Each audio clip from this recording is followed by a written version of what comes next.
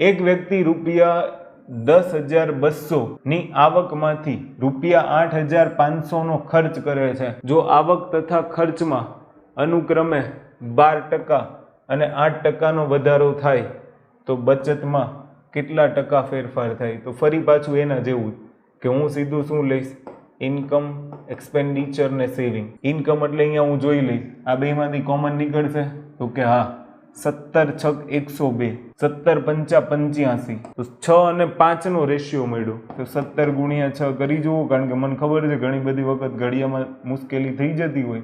તો 7 × 42 નો વગડો વધી 4 6 × 1 = 4 10. લ્યો નાની પાછળ 2 મીંડા લઈ ગયા છે તો પહેલા તો 2 મીંડા કાઢી નાખો, પછી 102 અને 85 માં કોમન વિચારો એટલે 17 × 102 અને 17 × 5 = 85. તો મારો રેશિયો આવી ગયો 6 અને 5.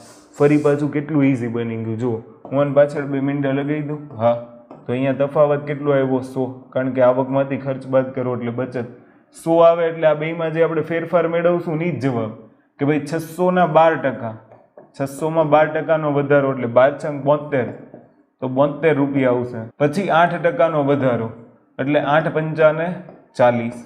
તો આ બેનો તફાવત કેટલો આવ્યો? 32. તો આન્સર કેટલો આવશે? 32%.